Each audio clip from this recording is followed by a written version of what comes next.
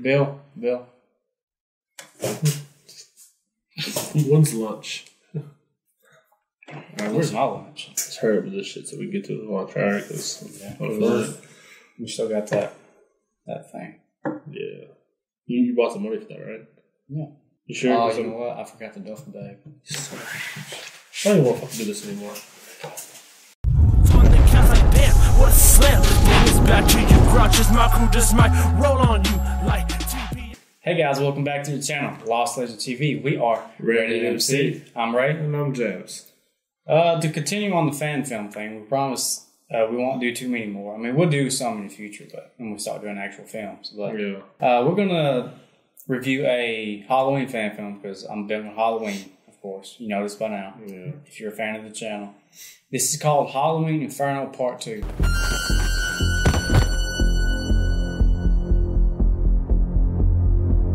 There's a Part 1. It's by Coleman Films. Y'all need to check it out. Disclaimer. This, if you watch 1 and 2, it's not going to make sense. But the way it works out is Part 2 is in the same timeline as Part 1.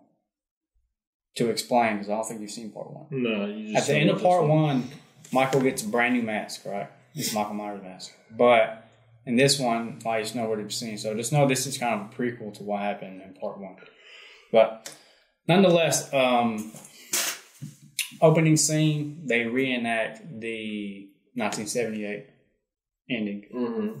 The way it was shot, the cinematography, the way the guy portrayed Michael was fucking. Oh, it was on point.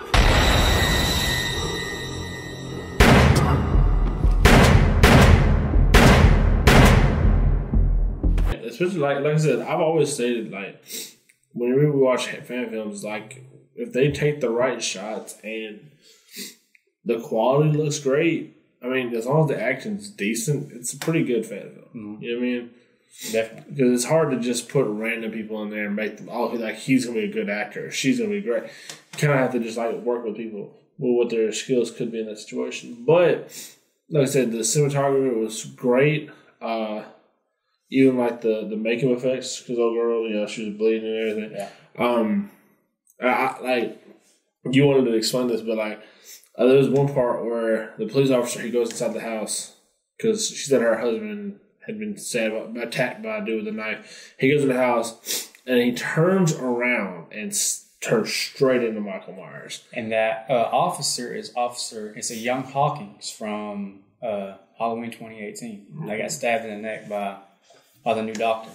But the reason that was my favorite part, man, is like the thing with Michael Myers, like regardless of who plays him, he has this very mysterious way of doing things. Halloween 2018, right? When he has that continuous shot, that awesome long, when he goes and stabs the bitch. Yeah. You know, like you cannot pinpoint on like what Michael's going to do, why he kills, who he's going to kill, how he's going to kill him. He killed a kid. Mm-hmm. Never saw that coming. Mm-hmm. He didn't kill the baby. I remember the whole time when we were watching that, like we was like, okay, yeah, he better jump over and attack the dude. No, he was in the fucking car with the kid. Like what? Yeah. For instance, like when Michael walks outside, you see him walk, he pauses for just a blank second, turns around, it's on to the next. He's looking at the girl. I'm talking about the 2018 film. He looks at the girl, and you think, hey, he's probably about to get that bitch. Nope. Pauses for a second, does something else. And the reason that was my favorite thing about the way he portrayed Michael is when Hawkins turned around and he like fucking got jump scared by Michael. Michael, he didn't immediately fucking grab him. He saw the lights, you know, he's like, cops.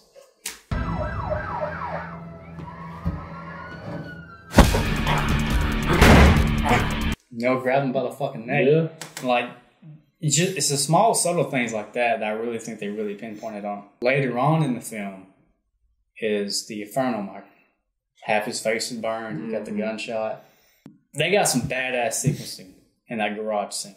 Yeah, like the whole thing with like him, he had a blowtorch. Yeah, that man had a motherfucking blowtorch to seal his fucking wound shut. Like these two fingers right here. You can see the fucking sparks. Yeah.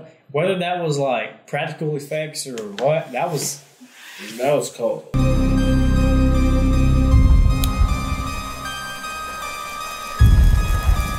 That was cold. Yeah, that was some sick ass shit. And plus, you have Michael with an axe. I've always thought Michael Myers is fucking terrifying with an axe. Because you've only seen that twice throughout any series. That was Halloween 6 and Rob Zombie's Halloween 2, the hospital dream montage. Mm-hmm. That dude is fucking terrifying with an axe. Because, like, we relate to him as a butcher knife, right? Which he can do a lot with. But if this man has a whole motherfucking lumberjack axe, imagine the fucking damage he could do. I'm saying. It's like in Halloween 6 when he grabbed the fucking machete and he took out all the fucking hospital people. He was on his Jason shit, though. Yeah. That's what it was. I'm kind of conflicted about the ending, though. It wasn't bad, but it was just like, huh. Well, I think it just... abruptly empty. Yeah, I think it was because it leading into the third one. And they all going to make a third one. Because the way he said it ended is like... I'm assuming that happened in the first one. Was her dad died, right? Mm. So yeah. This character Lily, she was living with her dad. Her dad had died, and at the end of it, she was talking to a deputy about it, and he didn't want to explain anything. And then they heard on the news that Michael Myers had escaped, and she immediately put two and two together. And he walks off, and she just kind of stares off into into space, and then the theme comes on. Yeah, that's it. So, I feel like that was just because, they're going to lead into another one. And I feel like eventually they're going to put it all together. Yeah. You know what I mean? So, I get it. If they don't make a third one, then it's absolutely weird. I know they'll make a third one because they're already doing, a Indiegogo. Okay. But, Coleman Films, even besides the Halloween stuff, they got some good-ass films. So, if y'all need stuff to watch in times of this, having to quarantine yourself, guys, go watch it. The quality was real good. It was so beautiful. Even if, for whatever reason, you don't like the acting, because the acting's not bad in it. If you just don't, just enjoy the cinematography. You know what I mean? Because the visuals are there. I think the acting's pretty good. Because that was the same thing with Death Stranding. We didn't like the game, but the visuals of the fucking game were fucking breathtaking. Yeah, it was. Sometimes it's just good to take in the sights. You know? What I liked about it, this felt like a Halloween movie, even though it's not. Did. Even though it was short, it really gave me the sense of it. I just didn't like the way they cut so much to different things. Yeah. I kind of wish they had stayed at least in one or two areas. You know what I mean? I watched a review on this because one of my favorite channels is We Watch the Movie, and they basically do the same thing we do. Yeah. Or I should say we do the same thing they do because they've been around for fucking 7 years now. Yeah. But they're a huge inspiration to me.